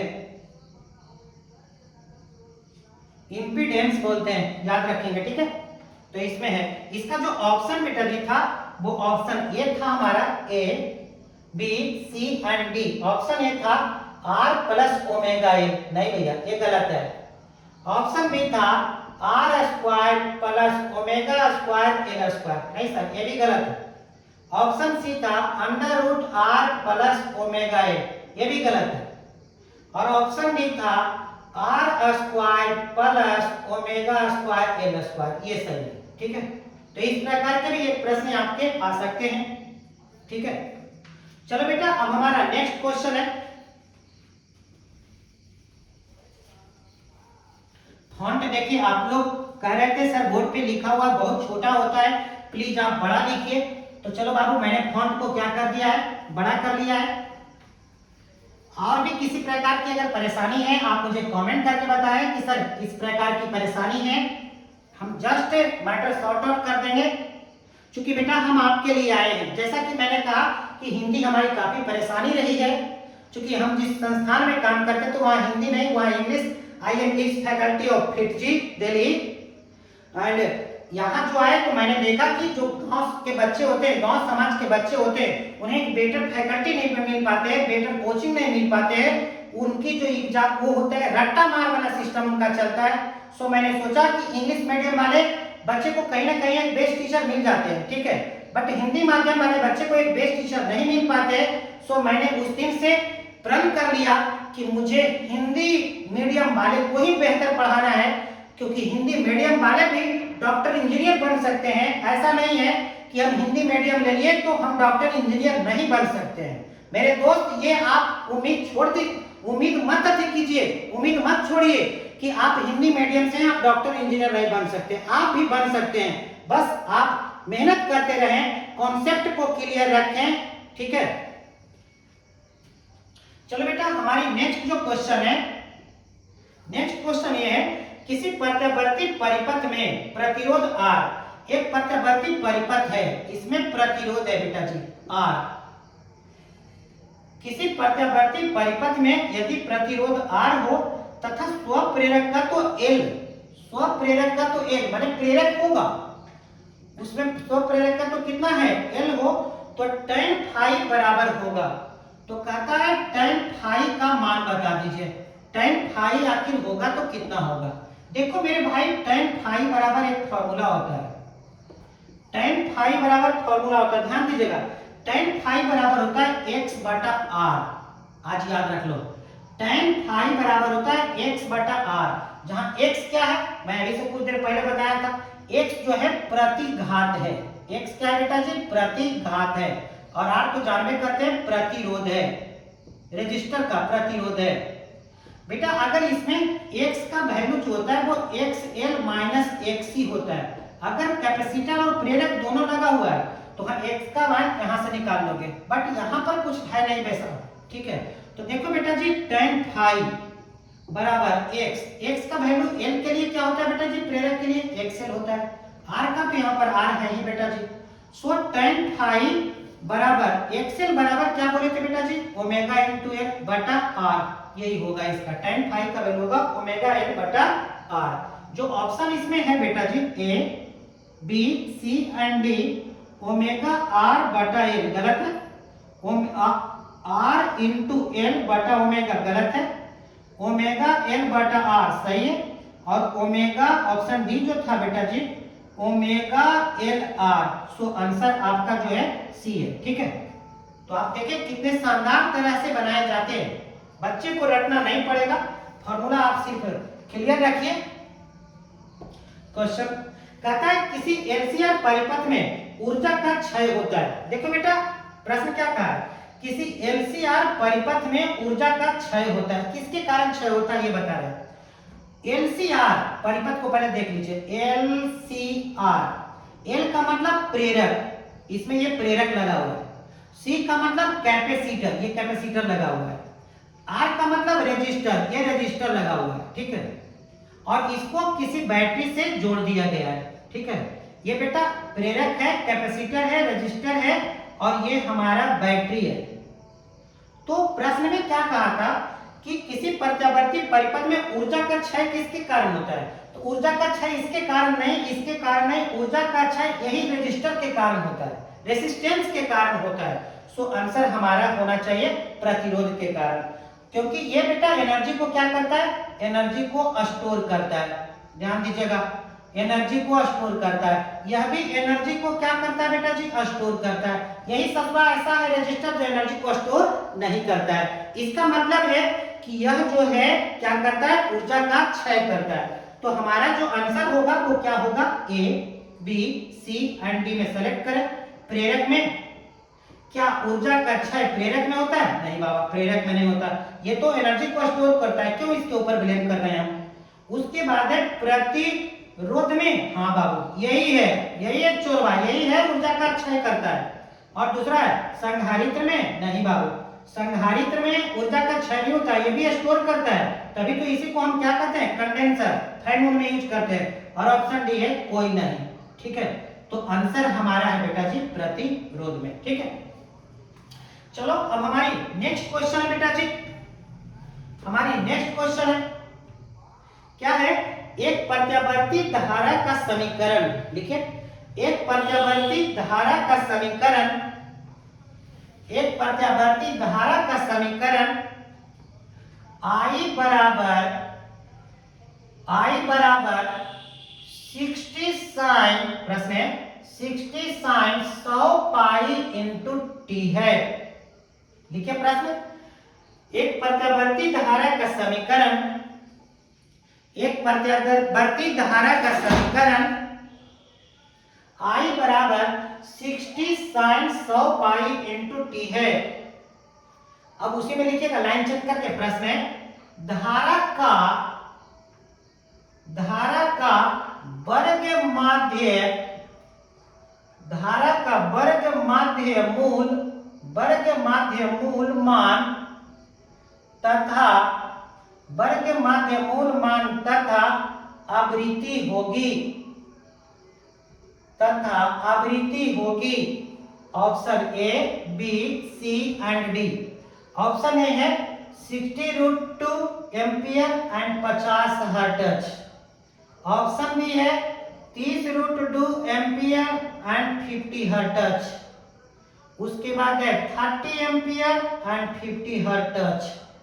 उसके बाद है 60√2 एम्पियर एंड 100 हर्ट्ज। चलो बेटा निकाल देते हैं इसमें, बस आप समझ गए होंगे क्या करना है, ठीक है। बस करना है ये, जब इक्वेशन दिया हुआ है करंट का तो लिखिए पहले I बराबर 60 sine 100 pi into T, that equation is first. चूंकि हम क्या जानते हैं करंट का इक्वेशन, करंट इक्वेशन जो होता है बेटा जी I बराबर होता है I0 sine 2 pi n into T, that equation is second. देखो बेटा यहाँ कंपैरिजन कर लो दोनों में, I0 का वैल्यू कितना है बेटा जी, I0 का वैल्यू 60 है। देखिए I का I इक्वल का इक्वल, I0 का वैल्यू 60, साइन का वैल्यू साइन, उसके बाद t का t, तो 2 पाई n का वैल्यू कितना हो गया 100 पाई, 2 पाई n का वैल्यू हो गया 100 पाई, पाई से पाई कैंसिल 50 गुना 100, यानी कि n बराबर कितना हो गया 50। इसका मतलब आवृत्ति यहां से आ गया हमारा, ठीक है। आवृत्ति जो होने वाली है वो 50 हर्ट्ज होने वाली, इसकी ऐसा यूनिट हर्ट्ज। अब बेटा I0 का वैल्यू 60 है, हमको पूछा है क्या, देखो यहाँ वर्ग माध्य मूल, वर्ग माध्य मूल का मतलब I पूछा है। I बराबर होता है बेटा जी I0 बटा √2। I0 का वैल्यू कितना मिले, I0 का वैल्यू देखो अभी आया यार 60, तो 60 बटा √2, 60 बटा √2 पर में कम कर देते हैं, √2 ऊपर हो गया 60√2 3 गुना 60 30, यानी कि 30√2। हमारी आंसर 30√2 और 50 है, 30√2 और 50 है। ऑप्शन हमारी कौन सी है बेटा जी, बी। देखो हम जब इस चैप्टर को पढ़ रहे हैं electromagnetic induction and alternating current, तो आपको अब टेंशन नहीं लेना है, आपके एग्जाम में न्यूमेरिकल्स भी बन जाएंगे, क्योंकि हमारी जो बताने की शैली है, अब आप ये नहीं कि ऑब्जेक्टिव में, यहां से सब्जेक्टिव में 2 मार्क्स में अगर आपके आते हैं न्यूमेरिकल्स आते हैं, तो आप आराम से इजी वे में कर सकते हैं, ठीक है। क्योंकि लेवल्स अच्छे रखे गए हैं, एक भी क्वेश्चन भाई बिहार बोर्ड में इससे बाहर नहीं आने जा रहा है, क्योंकि हम आप लोगों को धोखा देने के लिए नहीं आए हैं। अगर धोखा देने के लिए आते तो हम हिंदी मीडियम्स में नहीं आते, हम आपके लिए, आपके भलाई के लिए अपने बड़े इंस्टीट्यूट को छोड़ करके आपके लिए हिंदी मीडियम्स में आए, ताकि आप लोगों का बेहतर हो सके, ठीक है। चलो बेटा हमारी नेक्स्ट क्वेश्चन है, ठीक है। हमारी नेक्स्ट क्वेश्चन है, अच्छी क्वेश्चन में से एक है, कहता है एलसीआर परिपथ के, लिखो एलसीआर परिपथ के अनुनाद की स्थिति में, एलसीआर परिपथ के अनुनाद की स्थिति में शक्ति गुणांक का मान होता है। एलसीआर परिपथ के अनुनाद की स्थिति में, अनुनाद की स्थिति में शक्ति गुणांक का मान होता है। देखो आइए हम बनाते हैं एलसीआर। हमारी बात किया गया है एलसीआर का। इसमें कहा है अनुनाद। अनुनाद, अनुनाद का मतलब होता है अनुनाद स्थिति। अनुनाद स्थिति, अनुनाद स्थिति का मतलब होता है, आपको बताए हैं कि एक्सएल बराबर क्या होता है, एक्सी होता है। ठीक है, अनुनाद की स्थिति एक्सएल बराबर एक्सी, या इसी को लिख सकते हैं बेटा ओमेगा एल बराबर 1/ओमेगा सी। उसके बाद कहा है कि स्थिति में शक्ति गुणांक का मान, हमसे जो पूछा है शक्ति गुणांक पूछा है, शक्ति गुणांक का मान। तो बेटा जी देखो यहां पे शक्ति गुणांक बराबर होता क्या है, शक्ति गुणांक cos फाई बराबर एक फॉर्मूला होता है बेटा जी, हम आपको पहले पढ़ाए हैं। cos फाई बराबर होता है R/Z। cos फाई बराबर माने शक्ति गुणांक निकालना है, cos फाई निकाल दीजिए और cos फाई बराबर होता है R/Z। बेटा R का वैल्यू तो R हो गया और Z का वैल्यू क्या होता है, मैं वहां से लिखा हूं √R² + X²। एंड मेरे दोस्त अभी मैंने कहा था कि x बराबर होता है XL - XC। सो आप बेटा देखो शक्ति गुणांक cos फाई बराबर क्या होगा, R का वैल्यू R तो है बटा Z का वैल्यू कितना होगा बेटा जी, तो Z का वैल्यू देखो यहाँ पे R² + X का वैल्यू कितना लिखेंगे, XL - XC का होल स्क्वायर। ठीक है, अब देखिएगा प्रश्न से क्या कहा था, रेजोनेंस की स्थिति में। तो प्रश्न से अनुनाद यानी कि XL बराबर क्या है, XC। अगर XL बराबर XC है तो cos फाई बराबर क्या होगा बेटा जी, R/√R² XL और XC अगर बराबर हम दे देंगे तो यहाँ 0 आ जाएगा, 0 का स्क्वायर यानी कि cos फाई बराबर R/R² में 0, R² का वर्गमूल R/R कितना 1। इसका मतलब यहाँ पे शक्ति गुणांक का वैल्यू कितना होने वाला है भैया, 1 होने वाला है। कितना होने वाला है, 1। तो हमारी ऑप्शन जो दे रखी थी वो ऑप्शन ये था हमारा, option A, B, C and D। Option A था 0, ऑप्शन बी था 1/2, ऑप्शन सी था 1 और ऑप्शन डी था इंफिनिटी। सो आंसर कितना होगा, 1। तो याद रखना है कि अगर एलसीआर परिपथ की अगर बात होती है, जो क्वेश्चन हमारा है एलसीआर परिपथ की बात होती है, अनुनाद की अगर स्थिति में तुमसे पूछता है पावर फैक्टर माने शक्ति गुणांक का मान, तो शक्ति गुणांक का मान कितना होता है, 1 होता है। ठीक है, चलो बेटा हमारी नेक्स्ट क्वेश्चन है, फिर से देखिएगा, बस वही क्वेश्चन को घुमा करके पूछा है। ठीक है, यही क्वेश्चन का सॉल्यूशन नहीं करेंगे, इसी से जवाब दे देंगे। कहा है एलसीआर परिपथ में अनुनाद के स्थिति में शक्ति गुणांक 1 के लिए, इसमें दे दिया है कि शक्ति गुणांक कितना के लिए, 1 के लिए। शक्ति गुणांक 1 के लिए प्रतिबाधा है, शक्ति गुणांक 1 के लिए प्रतिबाधा है। प्रश्न में कहा क्या कि भाई एलसीआर परिपथ तो है, सुनो एलसीआर परिपथ तो है, इसमें अनुनाद भी है। ध्यान से देखोगे बेटा, अनुनाद की स्थिति है। अनुनाद की स्थिति का मतलब होता है मेरे दोस्त XL बराबर XC भी है। प्रश्न में कह दिया पावर फैक्टर का जो मान है वो 1 है, यानी कि cos फाई का मान जो है कितना दिया हुआ है, 1 है। कहता है प्रतिबाधा, बेटा ध्यान से देखना, प्रतिबाधा का मतलब Z का मान क्या होगा भैया, वाट। कितनी कोई बड़ी बात है भैया, कोई बड़ी बात नहीं है। आइए हम देख लेते हैं, बोलो बेटा जी cos फाई बराबर क्या फॉर्मूला होता है, R/Z।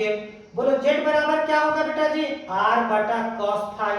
चलो बेटा R का वैल्यू यहाँ रेसिस्टेंस देख लीजिएगा, यहाँ पर रेसिस्टेंस तो R लिख देते हैं। अब cos फाई का वैल्यू कितना है बेटा जी, एक। खुद ही प्रश्न में कर दिया है कि इसमें जो है पावर फैक्टर का मान, शक्ति गुणांक का मान 1 है। सो R/1 कितना हो गया भैया जी, R। सो प्रतिबाधा का मान किसके बराबर आ जाएगा, देख लीजिए आप, प्रतिरोध के बराबर आ जाएगा। इसमें जो ऑप्शन था बेटा जी वो ये था कि आखिर क्या, Z का वैल्यू R होने का मतलब क्या है, Z का वैल्यू R होने का मतलब है, Z का वैल्यू जो होता था बेटा जी, देखो Z का वैल्यू होता है R² + X² बराबर क्या है बेटा जी, यहाँ पर R आ रहा है। अगर वर्ग कर देंगे बेटा, यहाँ पर हम इसको स्क्वायर कर देंगे तो R square plus X square बराबर आर स्क्वायर हो जाएगा। आर स्क्वायर से आर स्क्वायर यानी कि एक्स स्क्वायर बराबर 0 आ गया बेटा। अब यहाँ x बराबर कितना हो गया 0। x का वैल्यू क्या होता है बेटा xl माइनस xc बराबर क्या हो गया 0। और इसका मतलब होता है xl बराबर क्या हो गया xc। देखिए फिर से घूम फिर करके वहीं पर आ गया प्रश्न कि अनुनाद की जो स्थिति था यही यहाँ से भी किए तो आ गया। दैट मीन्स हमको यहाँ पे देखना है कि अगर पावर फैक्टर 1 है और अनुनाद की स्थिति है तो ये तो आना ही है। सो हमारी ऑप्शन जो दे रखी थी A B C and D, इतना बढ़ाने का जरूरत भी नहीं था। अनुनाद की स्थिति देख लिए थे। अगर आपको वहां पर प्रतिबाधा पूछा था तो बस WL बराबर XL का वैल्यू होता है WL और इसका होता है 1 बटा ओमेगा C। सो R बराबर 0, क्या ओमेगा L बराबर omega C? No, omega L बराबर 1 बटा ओमेगा C। जी हाँ, ओमेगा L माइनस 1 बटा ओमेगा C बराबर R। जी नहीं, तो आंसर हमारा कौन सा होगा C होगा। ठीक है, आंसर हमारा सी होगा। देखो बेटा इसके पहले एक क्वेश्चन कराए थे एलसीआर परिपथ में आवृत्ति निकाले थे। ठीक है, उसमें यह भी पूछा जा सकता है कि दोलन करने वाले एलसी, दोलन करने वाले अगर एलसी की बात होगी तो आवृत्ति का पूछेगा तो वही फॉर्मूला होगा 1 बटा 2 pi under root 1 by L root under LC. ठीक है, चलो अब ज्यादा क्वेश्चन नहीं है, एनर्जी आप लोग मत खोइए, बस ये अपने मन में जुनून रखिए जब तक तोड़ेंगे नहीं तब तक छोड़ेंगे नहीं। जितनी बार में आप इस क्लियर होता है उतना बार आप वीडियो को एक बार देख लें, जिससे आपके लॉन्ग क्वेश्चंस भी आपको समझ में आ जाएगा, शॉर्ट भी समझ में आ जाएगा, आपके न्यूमेरिकल एग्जाम वाले बन जाएंगे। सो ये जो क्लास है इससे केवल ऑब्जेक्टिव ही नहीं आपके सब्जेक्टिव भी क्लियर हो जाएंगे। ठीक है, चलो बेटा एक बार फिर से क्या कहा है सुनिए। विशुद्ध प्रेरकीय परिपथ में, विशुद्ध प्रेरकीय परिपथ में, विशुद्ध प्रेरकीय परिपथ में शक्ति गुणांक का मान है। विशुद्ध प्रेरकीय परिपथ में शक्ति गुणांक का मान है। बेटा प्रश्न क्या कहा था ध्यान से सुनिए। विशुद्ध प्रेरकीय परिपथ का मतलब होता है वो परिपथ केवल प्रेरक से बना था, वो परिपथ केवल प्रेरक से बना था, इसमें न रेजिस्टर है न प्रतिरोध है और न कैपेसिटर, केवल प्रेरक से बना है। और यहाँ पे शक्ति गुणांक पूछा है। ठीक है, तो देख लीजिए क्या होगा, निकाल लीजिए, निकालना सिखाए हैं। बोलो शक्ति गुणांक क्या बेटा जी, cos फाई बराबर क्या होता है R बटा Z। देखो बेटा यहाँ पर R का वैल्यू क्या, चूंकि हमारा यहाँ केवल प्रेरक है, प्रेरक का मतलब एक्सेल है और एक्सेल का वैल्यू ओमेगा है, तो R यहाँ पर है, रेजिस्टर है नहीं है। अगर R रेजिस्टर नहीं है यहाँ पे तो यहाँ पर R का वैल्यू कितना हो गया 0, एक्सेल है क्योंकि प्रेरक है तो इसका वैल्यू ओमेगा है, सो R का वैल्यू 0। अब बटा Z का वैल्यू होता है बेटा जी अभी बताए हैं R square plus X square, so 0 बटा रूट अंडर R का वैल्यू बेटा कितना है 0 का स्क्वायर, अब प्लस x का वैल्यू xl का स्क्वायर। जब ऊपर 0 है सो इसका आंसर कितना हो गया 0। तो इसमें जो हमारा ऑप्शन दे रखा था A B C and D, ये था 0, 0.1, 1 एंड इंफिनिटी, तो आंसर इज A। ठीक है, चलो बेटा अब हमारी नेक्स्ट क्वेश्चन है, ध्यान से सुनिएगा। नेक्स्ट क्वेश्चन हमारी है, कहता है यदि प्रत्यावर्ती धारा और विद्युत धारा, यदि प्रत्यावर्ती धारा तथा यदि प्रत्यावर्ती धारा तथा विद्युत वाहक बल के बीच, विद्युत वाहक बल के बीच फाई कोण का कलांतर है, फाई कोण का कलांतर है, तो शक्ति गुणांक का मान होता है, तो शक्ति गुणांक का मान होता है, शक्ति गुणांक का मान होता है। ऑप्शन है ए बी सी डी में, ऑप्शन ए है tan फाई, ऑप्शन बी है cos square phi, option C है sin फाई और ऑप्शन डी है cos फाई। भाई ये भी पूछने वाली बात होती है, शक्ति गुणांक पूछा है, शक्ति गुणांक क्या होता है cos फाई, कितना बार बता चुके हैं। ठीक है, नेक्स्ट हमारी क्वेश्चन जो है बेटा जी, एलआर परिपथ का शक्ति गुणांक होता है, एलआर परिपथ का शक्ति गुणांक होता है। देखो बेटा एलआर परिपथ ये हमारा प्रेरक है, ये हमारा रजिस्टर है और ये हमारी बैटरी से जुड़ी हुई है। अगर प्रेरक है ये बेटा जी, ये स्प्रिंग नियम होता है, प्रेरक है, ये हमारा प्रतिरोध है, प्रतिरोध का रजिस्टर R होता है, प्रेरक का XL होता है जिसका वैल्यू ओमेगा L होता है, ठीक है। तो इसमें शक्ति गुणांक होता है, ठीक है। तो इसका शक्ति गुणांक निकालना है हमको। शक्ति गुणांक cos फाई बराबर क्या होता है बेटा जी, R बटा Z। अब देखो R का वैल्यू तो R है, Z का वैल्यू क्या होता है बेटा जी, R square plus X square. R का वैल्यू यहाँ कितना है बेटा जी, R, सही बात है, रूट अंडर R स्क्वायर, ये तो सही है। X के वैल्यू कितना है बेटा जी, XL है, XL का स्क्वायर। सो R बटा under root R square plus XL का वैल्यू कितना है बेटा जी, ओमेगा L का स्क्वायर है। सो बेटा जी R बटा under root R square plus omega square L square, ये है इसका। इसमें जो ऑप्शन दे रखा था, इसमें जो ऑप्शन दे रखा था बेटा जी R प्लस ओमेगा L, गलत है।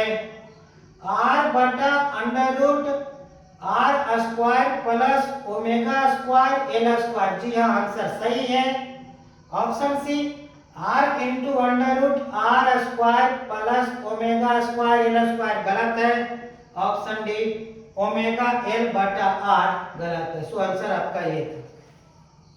आप अभी तक पढ़ रहे थे टॉप 50 क्वेश्चंस, आप अभी तक पढ़ रहे थे टॉप 50 क्वेश्चंस जो बिहार बोर्ड में पूछे जा सकते हैं। हमारा चैप्टर था electromagnetic induction and alternating current, इस प्रकार से आपका खत्म होता है। मेरे दोस्त आप इस वीडियो के बाद इस वीडियो में केवल 10 मार्क्स आप ऑब्टेन कर लिए हैं, 10 मार्क्स आप ऑब्टेन कर लिए हैं ऑब्जेक्टिव का, ठीक है। एंड इससे आपका शॉर्ट में अगर न्यूमेरिकल्स आता है तो उसके भी दे सकते हैं आप जवाब। सो आई होप दैट आपको ये अच्छे तरह से समझ में आ गया होगा। एक बार फिर से आप सभी तमाम विद्यार्थियों का हमारे चैनल में स्वागत है, ठीक है। कल हम फिर से एक नए कंटेंट के साथ आएंगे। आप इसको जितना बार हो आप देखिए, इसको प्रैक्टिस कीजिए और यदि आपको किसी भी टॉपिक्स में परेशानी है तो आप मुझे कमेंट करके बताएं, हम उस टॉपिक के लिए स्पेशल वीडियो आपको बना देंगे। मेरे दोस्त आपसे एक रिक्वेस्ट है, आप सभी को बता दें कि हमारी फाउंडेशन क्लास स्टार्ट होने वाली है, 12th के लिए फाउंडेशन क्लास स्टार्ट होने वाली है। जो बच्चे फाउंडेशन हैं 12th के हैं वो हमारे जो है प्रत्येक दिन सुबह लाइव क्लास होगी जिसमें आप जुड़ करके आप फायदा उठा सकते हैं। और हमारी जो मिशन है I stand with farmer and all Hindi medium students make a engineers and doctors, ठीक है। क्योंकि मैं आपको पहले ही बता चुका हूं इंग्लिश मीडियम के बच्चे को अच्छे शिक्षक मिल जाते हैं, अच्छे संस्थान मिल जाते हैं, बट हिंदी मीडियम के टीचर को ना अच्छे शिक्षक मिलते हैं ना अच्छे संस्थान मिलते हैं। जहां तक मैंने देखी है बिहार में तो कुछ वैसे झोला छाप टीचर हैं जो मंथली में 200-400 रुपया ले करके उस बच्चे को केवल बहलाने और फुसलाने का काम करते हैं। कॉन्सेप्ट से उन्हें कोई मतलब नहीं होती है, कैसे बनाई जाती है, कैसे क्या करना है, ये सब कोई नॉलेज नहीं होती है। ऑब्जेक्टिव के लिए कहते हैं भाई इस ऑब्जेक्टिव को याद कर जाओ, बिहार बोर्ड में आ जाएगा। मेरे दोस्त ऑब्जेक्टिव याद नहीं करने होते हैं, बनाने होते हैं। एवरी क्वेश्चन के डिस्क्रिप्शन होते हैं, डिस्क्रिप्शन को देख करके उस प्रश्न के आंसर तय किए जाते हैं कि कौन से हो सकते हैं कौन से नहीं हो सकते हैं। मैं आपको एक बार फिर से स्पष्ट करता हूं कि आप हमारे चैनल पे हर वीडियो को अगर आप देखते रहिएगा तो आप न केवल बिहार बोर्ड में आप टॉप करेंगे, आप इंजीनियरिंग और मेडिकल्स में भी आप अच्छे नंबर ला करके अच्छे संस्थानों में एडमिशन ले सकते हैं आप। सो बस हम अब यहीं तक, और बस आपसे लास्ट में एक रिक्वेस्ट करते हैं कि चैनल को इतना शेयर करें, इतना सब्सक्राइब करें ताकि ज्यादा से ज्यादा लोग ये फायदा उठा पाए, ठीक है। क्योंकि हमारा सोच हर किसी को मिले मुफ्त शिक्षा और रोजगार, हम हर किसी को मिले मुफ्त शिक्षा और रोजगार, यही है हमारी सोच, ठीक है। चलो इसी के साथ बस बाय बाय, टेक केयर।